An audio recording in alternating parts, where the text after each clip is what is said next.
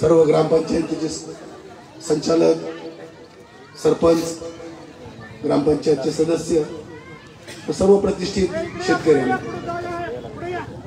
आपल्या सर्वांसाठी हा शुभ दिन. म्हणजे 79 वर्ष झाली आपण स्वातंत्र्यामध्ये आहोत, परंतु आपण स्वातंत्र्य मिळाल्यापासून आपल्याला काय मिळालं हे विचार करण्याची वेळ आली. बऱ्याच वर्षानंतर भारताच्या लोकसभेत, संसदेमध्ये जसं आपल्याला अपेक्षित होतं तसे खासदार आपण दिल्यामुळं आपण सर्वांनी पाहिलं की बाप्पांनी कांद्याच्या प्रश्नावर आणि मतचोरीच्या प्रश्नावर संसद तहकूब करून दाखवली. भारताचं सर्वोच्च संसद क्षणभरासाठी सुद्धा थांबवणं किती अवघड असतं, परंतु सर्वसामान्य कुटुंबातून जाऊन एका ग्रामपंचायत सदस्यापासून प्रवास केलेला, सुरू केलेला प्रवास संसदेमध्ये जेव्हा वादळ निर्माण करतो तेव्हा बीड जिल्ह्याच्याच नव्हे तर महाराष्ट्रातल्या प्रत्येकाची छाती अभिमानाने भरून आणली होती. सर्वांसाठी तो अभिमानाचा क्षण होता. गेले कित्येक वर्ष आपण बघतोय की आपण इथून खासदार निवडून देतो, कधी आमदार निवडून देतो, लोकसभा असेल, विधानसभा असेल, राज्यसभा असेल, आपल्या स्थानिकांचे प्रश्न कधी तिथं मांडले गेलेत का हे जेव्हा आपण पहिल्यांदा पाहतोय तेव्हा खरंच आम्हाला ज्यांनी मतं दिले होते त्यांनाही आणि ज्यांनी नाही मतं दिले त्यांना सुद्धा अभिमानाने उर भरून आला की खासदार काय करू शकतो. यापूर्वी आपण बघितलं असेल की आपल्या खासदारांना दिल्ली बघायला आणि दिल्ली बघितल्यानंतर तिथल्या संसदेमध्ये जाऊन बोलायला किती वर्ष लागली. कित्येक वर्ष प्रतिनिधित्व करणाऱ्या खासदारांना एका मंत्र्याची ओळख व्हायला किती वर्ष गेले. बाप्पा खरंच तुमचा आम्हाला अभिमान वाटतो की पहिल्याच वर्षात तुम्ही डायरेक्ट केंद्रीय गृहमंत्री असेल, केंद्रीय रेल्वे मंत्री असेल, विमान उड्डाण मंत्री असेल, प्रत्येकाकडे जाऊन आपले प्रश्न मांडले. इथं आम्हाला ग्रामपंचायत सदस्याला, ग्राम सरपंचापर्यंत किंवा सचिवापर्यंत सुद्धा पोहोचायला कित्येक वर्षाचा कालावधी लागतो. तोंड उघडायचं आपण असतं, आपले प्रश्न तुझ्या संसदेमध्ये मांडायचे असतात, हे समजायला कित्येकांच्या 5-5 वर्ष टर्म गेल्या.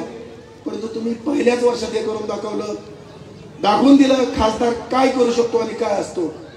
आरोग्य विषयाचे प्रश्न असतील, रस्त्याचे प्रश्न असतील, आपण ऐकून होतो इतके दिवस नितीन गडकरी सगळ्यांचे ऐकतात. बाप्पांनी प्रत्यक्षात जाऊन भेटले आणि रस्त्याच्या कामासाठी बजेट टाकून घेतले. प्रत्येकाला अगोदर जेव्हा बाप्पांनी सांगितलं की मी इथं बीड जिल्ह्यामध्ये विमानतळ आणेल, सगळ्याला तो अगदी हास्यास्पद प्रश्न वाटला होता की बीड जिल्ह्यामध्ये विमानतळ असतं का. जेव्हा बाप्पांनी विमान उड्डाण मंत्र्यांची भेट घेतली, अजितदादांची सुद्धा भेट घेतली आणि इथं त्याची रूपरेषा चालू केली, तेव्हा लक्षात आलं की हे काम करू शकतात. प्रश्न दुसरा होता आमच्या उस्मानाबाद जिल्ह्याचा, म्हणजे धाराशिव ते संभाजीनगर, हा सुद्धा रेल्वे प्रश्न कित्येक वर्षापासून प्रलंबित होता. आमच्याकडचे खासदार कधी सत्तेतले होते, कधी सत्तेबाहेरचे होते, कधीही त्याचा प्रश्नाचा पाठपुरावा होऊ शकला नव्हता. आमचा कळंब तालुका आणि किंवा केज तालुका भविष्यात कधीही रेल्वेच्या नकाशावर येतील की नाही हा विषय संशयास्पद होता. आपली पिढी संपत आली, म्हणजे स्वातंत्र्य मिळून 79 वर्ष झालं, म्हणजे एक पिढी संपली, तरी ही दोन्ही तालुके रेल्वेच्या नकाशावर कधीही नव्हते. आता डायरेक्ट ड्रोननं सर्वेक्षण झालं, मार्गाच्या साठी निधी उपलब्ध होऊ लागले आणि हे श्रेय खरंच बाप्पा तुमचे. आमच्या जिल्ह्याच्या खासदार आमदारांनी सुद्धा मान्य केलं की बजरंग बाप्पानीच करून दाखवलं आणि बाप्पा काय आहे हे सगळ्या महाराष्ट्राला दाखवून दिलं. परंतु म्हणतात ना, जयांगी मोठे बनत आहे यातना कठीण. बाप्पाचं जे खासगी आयुष्य आपण जवळून आम्ही बघतोय तेव्हा लक्षात येतं किती यातना किती असतात. लोकांना वाटतं आता काय त्यांना कमी खासदार झाले, गाडीमध्ये शिरते, विमानात फिरते, तेव्हा लक्षात आलं. पण एक प्रश्न तुम्हाला छोटीशी एक गोष्ट सांगतो. आता बाप्पा मध्ये असल्याने तुम्ही सांगत असतात का, बाप्पा पुण्याहून कळवले आपल्या केसला आले होते, पहाटे बसले होते, गाडीमध्ये येत होते. आता न सांगण्यासारखा प्रसंग आहे, पण तुम्हाला सांगतो जी म्हणलो मी की जया मोठी बनते म्हणजे यातना कठीण. बाथरूमचा प्रश्न निर्माण झाला, वाटेत तर कुठं थांबता येत नाही, कारण बीड जिल्ह्याचे खासदार सगळेच ओळखतात. आणि कुठं जर आम्ही बघितले असं प्रत्यक्षात की बाप्पा जर कुठं गाडीतनं उतरले खाली की चौकून आसपासला गेले की लोक येतात, फोटो काढायला येतात, सेल्फी काढायला येतात. आता त्रास तर खूप होलाय, बाथरूमला जायचंय, एक पेट्रोल पंप बघून बाप्पाने गाडी उभा केली, खाली उतरले. उतरूच तर आजूबाजूच्या गाडीतनं काही मुली उतरल्या होत्या, काही महिला होत्या, सगळ्या पळत आल्या आणि फोटो काढायला चालू केलं. कधी ग्रुपमध्ये फोटो घेतले, पुन्हा इंडिव्हिज्युअल फोटो चालू केले. त्यांची परेशानी घालमेल चालली की आता काय करू नका सांगावं, बोलता येईना, कुणाला म्हणता येईना, थोडं चुळबुळ केली, कंटाळून गेले. पण फोटो काढणारे काही संपाने गेले, हात जोडले आणि गाडीत बसले. तर आम्हाला घ्या गाडी पुढे. म्हणून म्हणतो जयानी मोठेपर्यंत यातना कठीण आहे. बाप्पाला यातना तर भोगायच्या, परंतु प्रश्न आपल्या सर्वसामान्यांचे सोडवायचे. आपल्या सगळ्यांच्या चेहऱ्यावर हसूया. मांजरा डॅम 100% भरत येऊ लागलाय जवळच. रात्री भरपूर पाऊस झालाय. सगळ्यांना सुखाचे दिवस यावेत ही अपेक्षा आपल्या सगळ्यांची असते आहे. आणि सगळ्यांच्या अपेक्षा बाप्पाकडे असतात की बाप्पा कधी सांगतील या. पण प्रत्येक वर्षी बाप्पा एक्सपान्शन करत चाललेत. तुम्ही बघितलंय आजकाल आपल्या बीड जिल्ह्यातल्या सगळ्या नेत्यांची उदाहरणं बघा.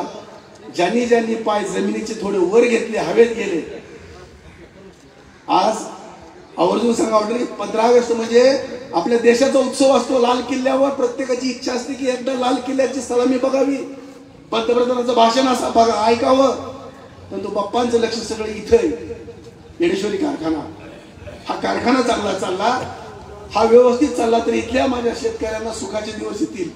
बाप्पांनी स्वतःच एकट्याचं जर सुख बघितलं असतं किंवा स्वतःचा जर आयुष्यात आनंद उपभोगायचा बघितला असतं तर त्यांनी आज दिल्लीच्या लाल किल्ल्यावर जाऊन पंतप्रधानाचं भाषण ऐकणं, सगळ्या खासदारांसमोर बसून, समवेत त्यांच्या बसून मस्तपैकी सूट कोट घालून तिथलंच आनंद उपभोगणं हे बघितलं असतं. पण त्यांची इच्छा नाही, मला माझ्या लोकात जाऊ द्या.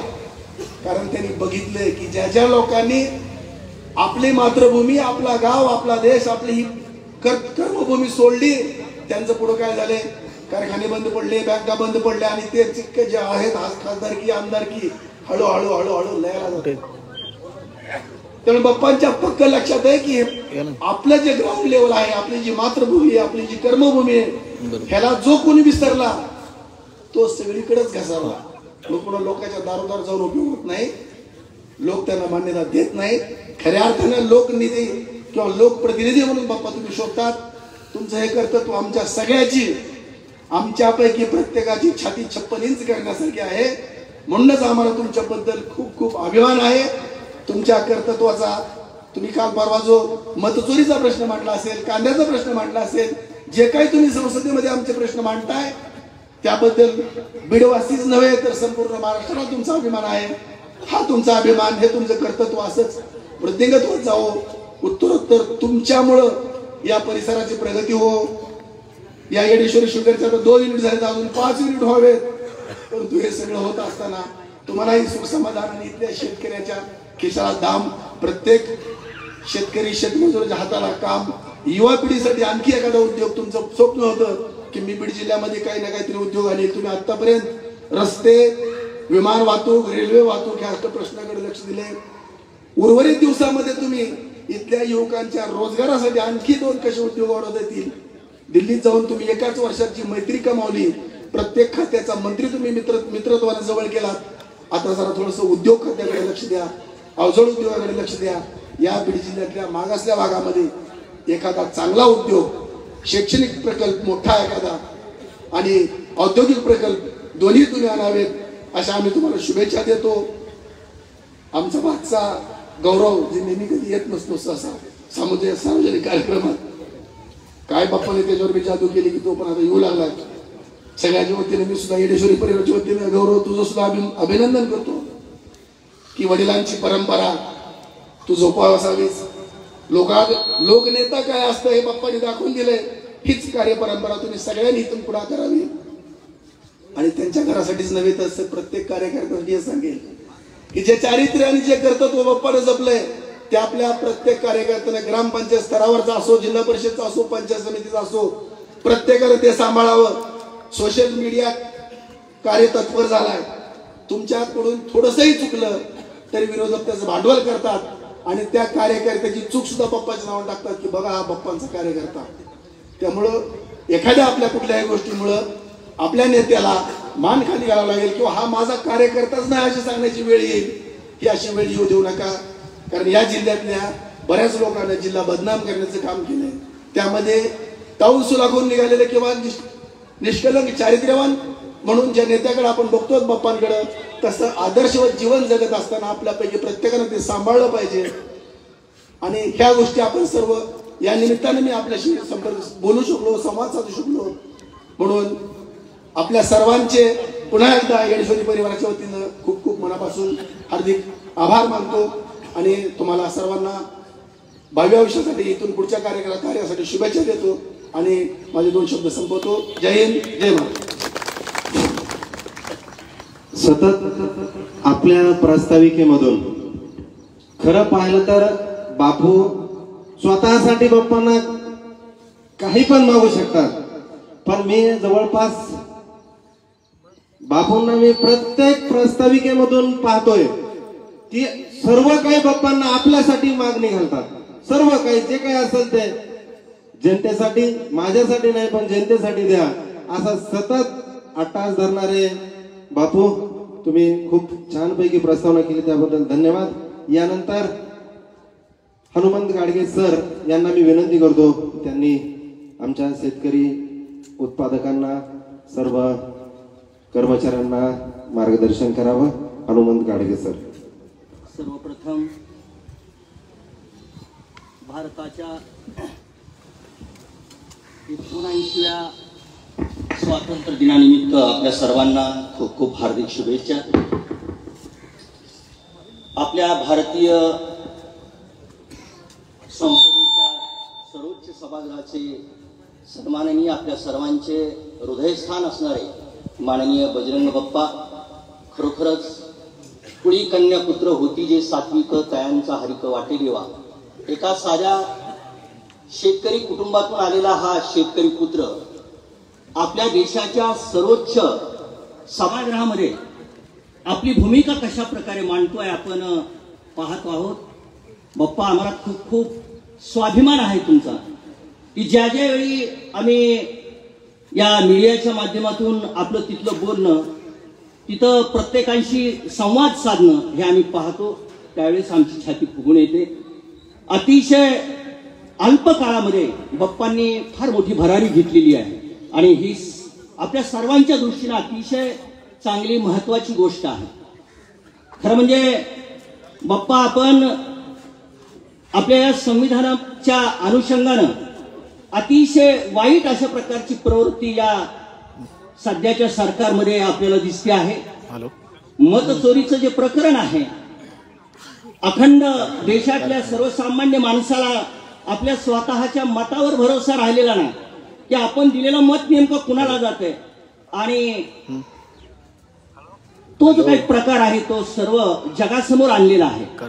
आणि याच्या संदर्भामध्ये सुद्धा आपण तिथं बाप्पा अतिशय हिरिरीनं प्रश्न उपस्थित केला.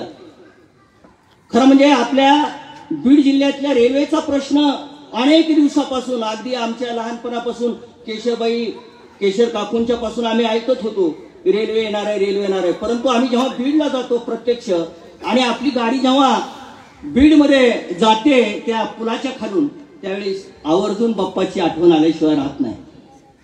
खरं म्हणजे पाया घालणारे असतील, परंतु ध्वज मात्र बाप्पांनी या कार्याचा या ठिकाणी उभा केलेला आहे. लवकरच हे काम पूर्णत्वास जात आहे. अतिशय चांगली गोष्ट आहे. बाप्पांचं खरं म्हणजे आता बापूंनी सांगितलं की दिल्लीमध्ये बसून अतिशय आईश आरामामध्ये आपल्या पंतप्रधानांचं भाषण म्हणा, तिथले जे काही सुख सोपस्कर असतील त्यांना उपभोगता आले असते, परंतु आपल्या सर्वांच्या मध्ये येऊन आपली जी काही सुखदुःख आहेत ते जाणून घेण्याचं जे त्यांचं कसब आहे ते खरोखरच अतिशय महत्वाचं. याच्या अगोदर एकदा बाप्पा मी सांगितलं होतं की आपल्या परिसरातला शेतकरी जर आपल्याला कायमस्वरूपी सुखी करायचं, बरं रोज पाऊस पडत होता, थोडा पाऊस पडला की आपल्याला पण शेतकरी समाधानी नव्हता, त्याला काय वाटायचं नाही.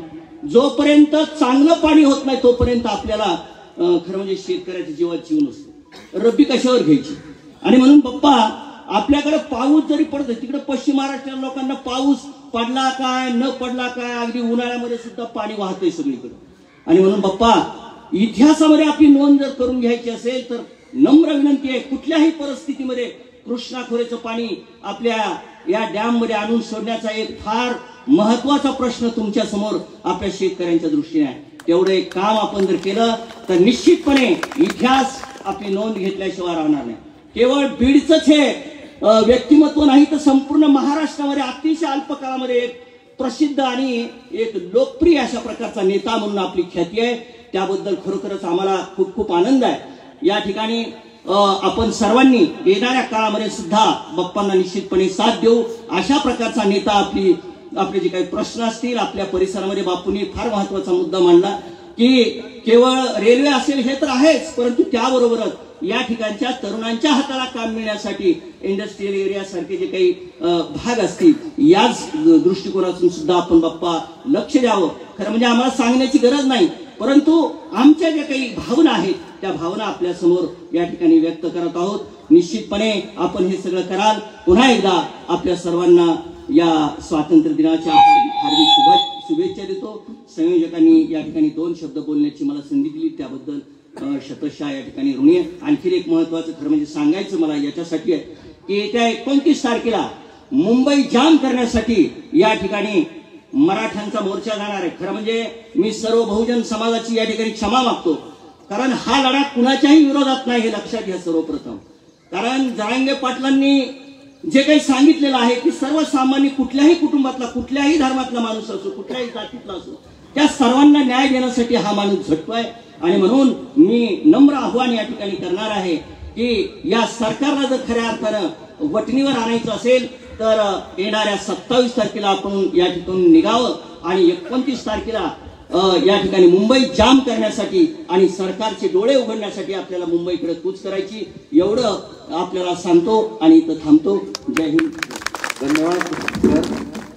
या कार्यक्रमासाठी आवर्जून ज्यांची उपस्थिती लाभलेली आहे अशा आपल्या केज विधानसभेच्या माजी आमदार संगीताताई ठोंबरे यांचं सुद्धा येडेश्वरी परिवाराच्या वतीनं मनपूर्वक स्वागत. यानंतर नारायण आबा शिंदे हे आपलं अगदी थोडक्यात मनोगत व्यक्त करतील. नारायण आबा शिंदे.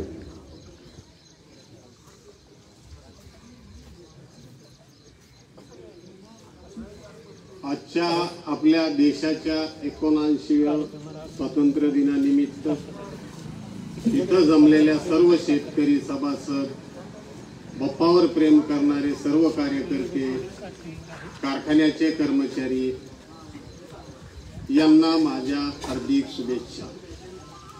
सन्माननीय व्यासपीठ आणि गेले 15 वर्ष या मातीनं ज्या गोष्टीचं स्वप्न बघितलं होतं की या मातीतला एक धुरंधर असा नेता दिल्लीच्या तख्तावर जावा आणि या बीड जिल्ह्यातल्या मायबाप जनतेनं या मातीचं स्वप्न गेल्या लोकसभेच्या इलेक्शन मध्ये भरघोस असं प्रेम करून आपल्या धुरंधर अशा आदरणीय बाप्पांना दिल्लीत पाठवलं. मित्रहो, आता आमच्या बाळू भैयांनी सांगितल्याप्रमाणे सोशल मीडिया ऍक्टिव्ह आहे. थोडी बी चूक झाली तरी लोक पकडायला लागलेत. पण मी एक सांगतो आपल्या नेत्याविषयी की आमचा नेता गुंड नाही आणि शंडही नाही. फक्त बंड करण्याची ताकद जर असेल तर फक्त बजरंग बाप्पा सोनवणेकर आहे. कुठल्याही गोष्टीला एकदा विरोध करायचा म्हणलं की बाप्पा समोर आलेलेच आहेत. 2016 पासून मोदी सरकार आल्यापासून आम्ही मोर्चे काढतो. आम्ही केरळलाही एकदा असा दुष्काळ जाहीर करावा म्हणून बाप्पाच्या नेतृत्वाखाली आम्ही मोर्चा काढला होता. त्यावेळेस मी सांगितलं होतं की बाबा हो, हे मोदीजीचं ट्रेलर आहे, ट्रेलर. आता पिक्चर पुढे आहे आणि आज ते दिवस आलेत. खरं सांगा, युवा पिढीला माझा हा एक प्रश्न आहे की हे जे आज आपण 79वा स्वातंत्र्य दिन साजरा करत आहोत, स्वातंत्र्य आहे आपल्याली? काय चाललंय या देशात? 48 खासदारातले फक्त 2 खासदार बोलतात, आदरणीय बाप्पा आणि सुप्रियाताई. काय या देशात आवाज दाबायचा चालू आहे का? काय चालू आहे? फतवे निघते, आज मांसाहार बंद, उद्या तुम्ही पांढरे कपडे घालायचे नाहीत, ताटल्या वाजविल्याच पाहिजेत. अरे निर्बंध सर्वसामान्य माणसावर. अरे आम्ही स्वातंत्र्यात आहेत का परतंत्र्यात आहेत, मग तेही बरेच होते म्हणायची पाळी आली ना. तुम्हालाही भिकच मागावं लागायली, आमचा विमा द्या, सोयाबीन गेले त्याची नुकसान भरपाई द्या. अरे हे चोरून आलेलं सरकार बोकंडीवर महाराष्ट्रात बसविलंय, शेतकऱ्याकडे कसल्याही प्रकारचं लक्ष नाही. मग एक व्यक्ती या जिल्ह्याचा फक्त एक व्यक्ती जर आरडत असेल आणि या सर्वसामान्य जनतेसाठी जर आवाज करीत असेल तर त्या एक व्यक्तीला आपण कसं प्रवाहात ठामपणे ठेवायचं हे सगळी तुमची माझी जिम्मेदारी आहे.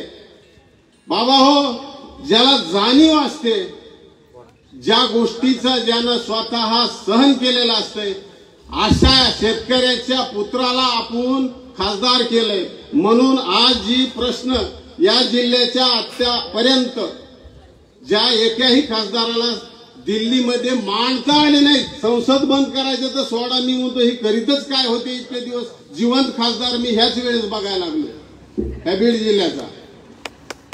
ते करीतच काय होते गेलेले लोक, आणि 10 वर्ष राहिले बाबा बोकांडीवर.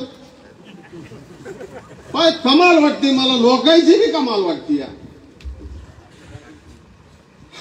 अहो सहज एक साधा एक प्रश्न आहे, समजा एखादं आरोग्य केंद्र बीडला यावं, पहिला प्रश्न कुणी उचलला? खासदार साहेबांनी. रेल्वेचा तुमचा प्रश्न आता पसतो. माझ्या आयुष्यात मी 40 वर्ष कार्यकर्ता म्हणून काम केले, जवळजवळ 8-9 लोकसभा बघितलेला माणूस आहे. प्रत्येक लोकसभेला रेल्वेचा प्रश्न आहे. केशर काकू पाहते त्यावेळेस बी रेल्वेच होती, त्यांच्यानंतर जयसिंगराव काका आले, ते होती, ताई आल्या, मुंडे साहेब आले, पुढे प्रीतम आले, ते प्रश्न तेच, पण सुटला इथं. मग एक कार्यक्षम खासदार आपल्या जिल्ह्यानं दिलाय, आपल्या तालुक्यानं दिलाय. आणि राहिला विषय आता बाप्पाच्या कार्यकर्त्याचा. बाळासाहेब, सध्या तालुक्यात तर मला लक्षात यायला लागले की बाप्पाच्या कार्यकर्त्याला जास्त मागणी आहे इतर पक्षातून. का तर मी आज 15 वर्ष झालं मी बाप्पा बरोबर काम करतोय. इतके निष्ठावंत कार्यकर्ते बाप्पापाशी की ते कुठल्याही आमिषाला अगर कुठल्याच कशाला बळीच पडत नाही. आणि एक तगडी फौज आहे बाप्पाच्या पाठीमाग. म्हणून आज आम्हाला या गोष्टीचा अभिमान वाटतोय की आम्ही ज्या नेत्याचा झेंडा हातात घेतला तो नेता खराही निघाला आणि नंबर 1चाही निघाला. याच्याबद्दल मी ह्या सर्व जनतेचे आणखीन एकदा मनातून आभार मानतो आणि मी माझे 2 शब्द थांबवतो. जय हिंद, जय महाराष्ट्र. बाप्पा, पण एक सांगायचं राहिलं, विमानतळ आणायला म्हणजे सभासद आलेले तर सगळे ऐकायला, किमान बीडहून बायकोला बालाजीला घेऊन जाण्यापुरती तरी ताकद निर्माण करा कारखान्याच्या माध्यमातून. धन्यवाद. यानंतर संतोष चव्हाण सुगाव हे आपलं मनोगत व्यक्त करतील. संतोष चव्हाण सुगाव. अगदी अगदी थोडक्यामध्ये आपलं मनोगत व्यक्त करावं. आज 79व्या स्वातंत्र्य दिनानिमित्त आज झेंडावंदनासाठी थोडा लेट झाला, पण मी माझ्या सुगाववासी असून साहेबाचा कॉल आणि झेंडावंदन साहेबाच्या हस्ते आहे म्हणून आम्ही आमचं उरकून इकडे आलो. तरी सर्व सभासद बांधवांचे आणि इथे जमलेल्या सर्व शेतकरी बांधवांचे आभार. साहेब, मी एक सांगू शकतो, मी बजरंग बाप्पाचा कार्यकर्ता. माझ्या सुगावमधून ही संघर्ष यात्रा ज्यावेळेस सुरू केली मी 2009चा मी बजरंग बाप्पाचा कार्यकर्ता आहे. गेली लोकसभा ज्यावेळेस निवडणूक लागली त्यावेळेस बाप्पांनी मला शब्द दिला. बाप्पा म्हणलं माझ्या गावाकडे या, तर बाप्पा म्हणले भया मी खासदार म्हणजे तू खासदार. ही शब्द बाप्पा मला आज बी आठवते. आणि मी माझ्या गावाच्या वतीनं जेवढा फरकच होईल वरळी मतदारसंघामध्ये जेवढं जास्तीत जास्त मतदान होण्यासाठी प्रयत्न केला आणि त्याचं मला आज परिचित झालं की आज आमचे बजरंग बाप्पा साहेब आज संसदेमध्ये आज प्रश्न मांडत आहेत.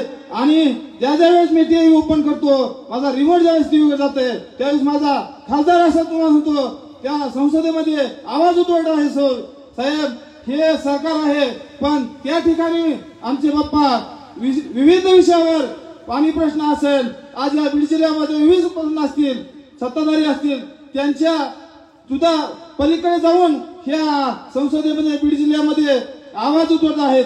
आणि त्याचाच अभिमान म्हणून ऊसाचा प्रश्न असेल, त्यांनी तर मला सांगितलंय बाया तुमच्या इकडे सुद्धा ऊस नेणार आहे, म्हणून घाबरायचं काम नाही. आणि धनेगाव डॅम सुद्धा आता भरत आलेला आहे. त्याच्यामुळं या शेतकऱ्याला आपल्याला आता दुसरीकडे कुठे जायचं नाही. मला एक संधी अशी भेटली की आतापासून मला कधी बाप्पा खासदार साहेब जायला भेटलंच नाही.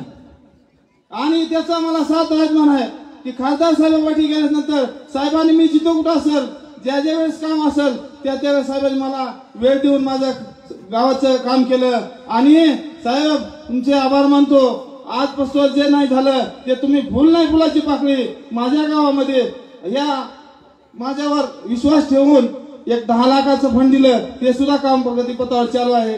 बाप्पा त्याबद्दल माझं काही चुकलं असेल तर क्षमा मागतो आणि माझ्या 2 शब्द या कार्याला विराम देतो. धन्यवाद. धन्यवाद. यानंतर धनंजय गुंदेकर, मार्केट कमिटी बीडचे संचालक, हे आपलं मनोगत व्यक्त करतील.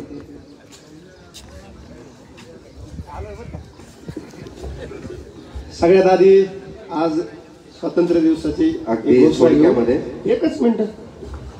भारत माता की. आणि आधी मी खूप ज्येष्ठ लोक बोलले आहेत, त्यांची माफी मागतो की माझं थोडं वय कमी आहे. आणि बाप्पा जसे शेतकरी पुत्र जिल्ह्यासाठी आहेत तसं आम्ही छोटंसं तिकडे भागात आहेत. तर आपलं नशीब असं आहे की आपल्याला गल्ली ते दिल्लीपर्यंतचे असे खासदार मिळाले जे उपलब्ध आहेत. आणि मी हे बिळावरून येऊन सांगतोय बरं का, कारण इथं बहुसंख्या 99% लोक केज आणि या तालुक्यातल्या परिसरातले आहेत. आपल्याला अशा खासदार भेटलेत की ज्यांना फोन केल्यानंतर ते 3.5 तासात मतदारसंघात असतात.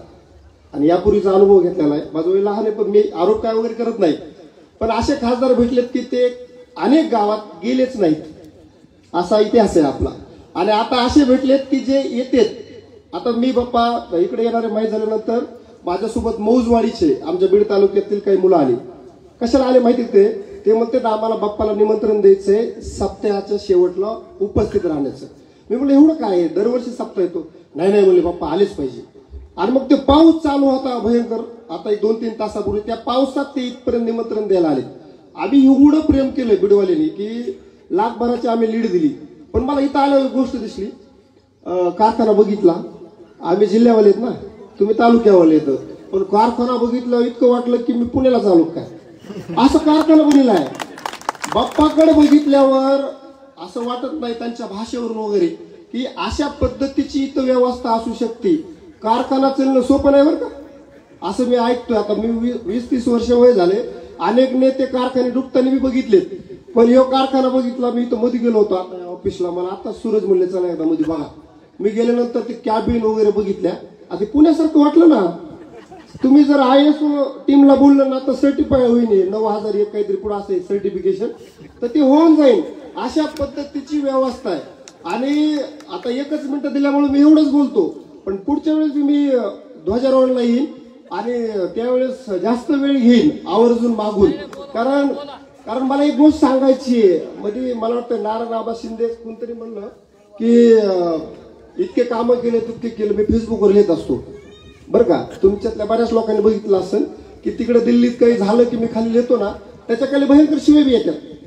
पण कधी कधी ते शिव्या देणारे बी काही चांगले लिहितात बरं का. म्हणजे ज्या लोकांनी मतं दिले नाही, जे लोक शिव्या देतात ते पण कधी कधी म्हणतात की बाप्पा हे करू शकते. का त्यांना बी विश्वास आला आहे 1-1.5 वर्षामध्ये की हे माणूस कॅपॅसिटीचं आहे. कारणच तसं आहे. उत्तर ते दक्षिण आणि पूर्व ते पश्चिम ह्या जिल्ह्याचा जो परिघ आहे तो जुळवण्याचं रेल्वेने काम जर कोणी करणार असेल तर ते बाप्पा करणार आहे. आणि हे काय आता काय निवडणुका लांब आहेत बरं का. हे व्यासपीठ यांचं सहकारी कारखान्यातलं आपलं झेंडावंदनचं आहे. इथं मला राजकीय बोलायचं नाही, पण हे शक्य आहे. आणि त्यासोबतच रस्ता. 2-3 दिवसापूर्वी ज्योतिरादित्य शिंदे यांच्या इंस्टाग्रामला एक स्टोरी आली होती आणि त्याच्यामध्ये भेटणाऱ्या खासदारांचा उल्लेख होता. मला एका आष्टीच्या व्यक्तीने फोटो पाठवला आणि ते म्हणलं इतकं भारी वाटलं. मला म्हणलं काय वाटलं. ते म्हणले त्या ज्योतिरादित्य शिंदे यांच्या हात बाप्पाचा मला फोटो दिसला. मी म्हणलं काय म्हणून. ते म्हणले विविध विकास कामासाठी किंवा विमानतळासंबंधित काहीतरी काम होतं ते भेटण्यासाठी तिथे गेले होते. म्हणले हे काय बाप्पा सारखंच भेटत असेल. अहो नाही ना म्हणले, विरोधी पक्षाचा खासदार भेटायला जातो आणि सत्ताधारी मंत्री सांगतो आई मोठे ना. कारण काय आहे, विरोधी पक्षातला असताना देखील सत्ताधारी ऐकतेत आणि काम करतेत. हे खूप कमी खासदारांच्या नशिबामध्ये असते. कारण आपल्याकडं तुम्ही बघितलं 2-3 दिवसापूर्वी आंदोलन वगैरे झालं, बाप्पा बी होते त्याच्यामध्ये. विरोधी पक्षाला एवढं महत्व दिलं जात नाही, मात्र बाप्पांना दिलं जातंय. हे आपलं सौभाग्य आहे. आणि आमच्या भागात बरं का बाप्पा, आमचं बीड तर म्हणतंय परमनंट खासदार.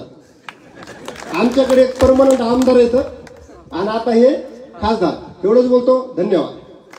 धन्यवाद धन्यवाद. यानंतर गणेश मोरे हे आपलं मनोगत व्यक्त करतील. बीड गणेश मोरे.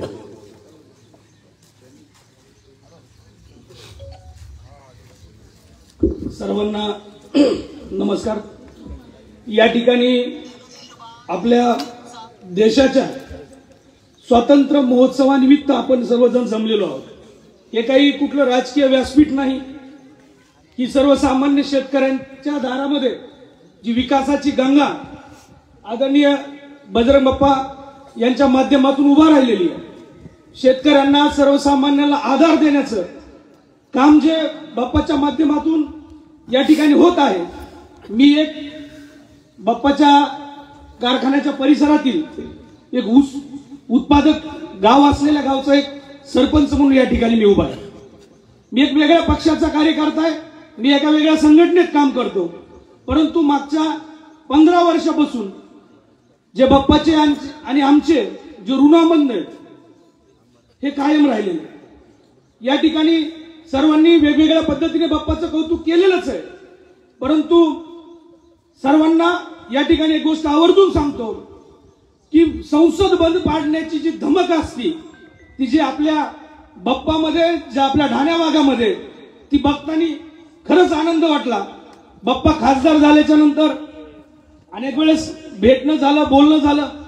कधीही एक मी खासदार आहे, मी एक लोकप्रतिनिधी आहे म्हणून कुठल्याही प्रकारे कसलाही घमंड कुठंतरी लवलेश न ठेवता. आता आपण अनेक ठिकाणी बघतोय ग्रामपंचायतचा सरपंच झाला, पंचायत समिती सदस्य झाला, जिल्हा परिषद सदस्य झाला, त्याच्या गाडीच्या काचा खाली होत नाहीत. पण आमचं भाग्य आहे आणि बाप्पा तुमच्या साक्षीने या ठिकाणी मी सांगतो की आम्हाला खरंच अभिमान आहे की आम्ही जे मतदान केलं, जे मतदान रूपी आम्ही एक लोकशाहीचा घटक म्हणून समोर आलो, तर आम्हाला आज खासदार म्हणून तुम्हाला निवडून दिल्याचं आणि सर्वसामान्यांनी जे आपल्याकडे अपेक्षेने बघितलंय त्याचं खरंच वेगळं समाधान आहे. येणाऱ्या काळामध्ये ज्या पद्धतीने बाप्पांचं काम चालू आहे, पंचायत राज विभागाकडून केंद्राच्या जिल्ह्यामध्ये निधी आणता येतो हे बाप्पाने आपल्याला आता दाखवून दिलेलं आहे. आता तुम्हाला यापैकी कुणाला माहित असेल नसेल ते मला माहित नाही, पण जिल्ह्यातल्या ग्रामपंचायतच्या इमारती, ग्रामपंचायतची इमारत म्हणजे गावासाठी लोकशाहीसाठी एक मंदिर असतं, त्या ग्रामपंचायतच्या इमारती उभा करण्याचं काम बाप्पांनी पहिल्याच टप्प्यात केलेलं आहे. मला वाटतं जिल्ह्यातील पुढच्या आणखी 5 वर्षात एकही ग्रामपंचायतची इमारत बाप्पा बांधल्याशिवाय राहणार नाहीत आणि प्रत्यक्ष एक खासदार काय करू शकतो हे दाखवून दिल्याशिवाय राहणार नाहीत. मित्रांनो, मागील अनेक वर्षापासून आम्ही चळवळीत काम करतो. प्रत्येक सामाजिक चळवळ असेल बाप्पा आघाडीवर असतात. बीड जिल्ह्याचा रेल्वेचा प्रश्न असेल, बाप्पांनी काय केलं अगोदरपासूनच चालू आहे अशा पद्धतीने काही लोक बोलतात. मी तर राजकीय बोलणार नाही, परंतु एक खासदार म्हणून आपलं काम काय असतं, आपण पाठपुरावा काय करावा लागतो आणि निधी कसा खेचून आणावा लागतो हे बाप्पांनी दाखवून दिलं. त्यानंतर आपला संभाजीनगर उस्मानाबाद रेल्वेचा जो काही विषय असेल, तो नवीन एक रेल्वे लाईन आपली तयार होती, त्याचा सर्वेक्षणाचा मला वाटतं केंद्राने ते आदेश दिलेले आहेत आणि ते निधी पण उपलब्ध करून दिलेला आहे. अशा प्रकारची आपल्याला माहिती असली पाहिजे. बाप्पा खासदार झाल्यानंतर पहिल्यांदा बाप्पांनी मला वाटतं विमानतळासाठी पत्र दिलं. अनेकांनी टीका टिप्पण्या केल्या, हसले, आता विमानाचं काय करायचंय. आणि आता ज्या वेळेस त्या विमानतळासाठी जागेची पाहणी झाली किंवा ज्या पद्धतीने पाहणी करण्याचं काम चालू आहे ते प्रगतीपथावर चालू आहे. आता ते आम्हीच सत्तेत आहे ना, आमच्यामुळे झाले म्हणून श्रेय लाटणारे पण भरपूर आहे. या ठिकाणी मी जास्त काही बोलत नाही. जाता जाता एवढंच सांगतो की बजरंग बाप्पा हे फक्त एक राजकीय एका पक्षापुरते नाहीत. बजरंग बाप्पा फक्त राजकारणापुरते नाहीत. बजरंग बाप्पा हे सर्वसामान्याला आधार देण्यासाठी ते खऱ्या अर्थाने शेतकरी पुत्र आहेत. त्यांनी एक कारखान्याच्या माध्यमातून जे शेतकऱ्यांना आधार दिलाय ज्यांना शेतकऱ्याची तळमळ माहिती, बांधारावरचं पाचरं डांगाला घासल्यानंतर काय वेदना होत्या ते बजरंग बाप्पांनी बघितलेलं आहे. म्हणून येणाऱ्या काळामध्ये बजरंग बाप्पा एक सर्वसामान्याचा आधार म्हणून आणि कायमस्वरूपीचे एक आपले लोकप्रतिनिधी म्हणून पुढे येतील एवढं बोलतो. आणि जाता जाता एवढं सांगतो, पक्षविरहित प्रेम करणारा गट सुद्धा बजरंग बाप्पाच्या मागे कायमस्वरूपी असाच राहील एवढं बोलतो आणि थांबतो. धन्यवाद. धन्यवाद. यानंतर विलासप्पा जोगदंड येवतेचे सरपंच ते आपलं मनोगत व्यक्त करतील. विलासप्पा जोगदंड. आजच्या या 15 ऑगस्ट स्वातंत्र्य दिनाच्या उद्घाटन त्यांच्या हस्ते झाले. ते तुमच्या आमचे सर्वांचे लाडके नेते बाप्पासाहेब, माजी आमदार, आमच्या भगिनी संगीताई, सन्माननीय व्यासपीठ आणि समोर बसलेले सगळे बाप्पावर आणि कारखान्यावर सगळे प्रेम करणारे म्हणून बऱ्याचशा लोकांनी बाप्पांच्या बाबतीमध्ये हो केलेला आहे आणि बरेचसे लोक बोलणारे पण आहेत. पण मी एकच सांगेल, खासदार कसा असावा आणि खासदाराचे कामं काय असतात. तुम्हाला मला वाटतं की खासदारांनी आपल्याला दररोज भेटायला पाहिजे, खासदारांच्या संपर्कात दररोज आपण राहायला पाहिजे. आणि आपले जे काय चालत चिलत पंचायत समिती, जिल्हा परिषद आणि पोलिसची कामं आहेत व्हायला पाहिजेत. परंतु मित्रांनो, जर खासदार साहेब जर आपले हे चिल्लर कामं जर इथं वेळ देत आपल्याला बसले, तर जे का मोठे मोठे प्रश्न आहेत जे की देशामध्ये रेल्वेचा प्रश्न असो, विमानतळाचा प्रश्न असो, आणखी पोस्ट ऑफिसचा प्रश्न असो, हे कामं करण्याची वेळ त्यांना भेटणार नाहीये. म्हणून त्या समोर बसलेल्या सर्व बांधवांना माझ्या सहकार्याने एकच विनंती करेल, बाप्पा आपल्याला भेटोत चाहे नाही भेटोत, परंतु ते तुमच्या आणि माझ्या सर्वसामान्यांच्या कामामध्ये हमेशा कदा 24 तास मग्न असतात. ते दिल्लीमध्ये संसदेमध्ये जरी असले तरी मित्रांनो, आपण कुठेही त्यांना सगळं माहिती होतं, आपण काय करतो हे त्यांना माहिती होतं. परंतु तुम्ही आम्ही खराचे आणि निष्ठावंत कार्यकर्ते असे आहोत की लाख काही झालं तर या नेतृत्वाला जतन करण्याशिवाय आपण तुम्ही आम्ही शांत बसणार आहे. नेतृत्वाला उंच शिखरावर, याच्यापेक्षा उंच शिखरावर पाठविल्याशिवाय तुम्ही आम्ही स्वस्थ बसणार नाही. बाकीचं काय खूप मोठं काय बोलण्यासारखं आहे, परंतु अधिकचा आपला वेळ न घेता येणाऱ्या आगामी काळामध्ये जिल्हा परिषद असो, पंचायत समिती असो, नगरपालिका असो, त्या निवडणुका होऊ घातलेल्या आहेत. आता निवडणूक त्यांची नाही आहे मित्रांनो, त्यांच्या निवडणुकीकरता तुम्ही आम्ही सर्वांनी मिळून जीवाचं रान करून त्यांना आपण दिल्ली बंद पाडण्याचं, दिल्लीचे संसद बंद पाडण्याकरता आपण तिथं पाठवून त्यांनी बंद पाडलं. खरं तर त्यांचं कौतुक करावं इतकं थोडं. आम्ही त्या दिवशी बोलत होतो, ते म्हणले माझी निवडणूक नाही आहे, मी आता निवडणूक ही तुमची आहे आणि तुमच्या निवडणुकीकरता मला पूर्ण माझी ताकद ही पणाला लावायचे. त्यामुळे तुम्ही आणि आम्ही मिळून सगळ्यांनी मिळून या येणाऱ्या कालावधीमध्ये आपली सर्वांची ताकद, जो भी माणूस कुणावर त्यांच्या पाठीशी खंबीरतेने उभा करताला अशी एक अपेक्षा व्यक्त करतोय. आणि आपण बहुमतानं त्यांचा मान सन्मान मिळेल असं एक आपण सगळ्यांनी या निमित्तानं आपण एक संकल्प करूया. इथं आम्हाला संयोजकांना बोलण्याची संधी दिली त्याबद्दल संयोजकांचे आभार मानतो. इथंच थांबतो. जय हिंद, जय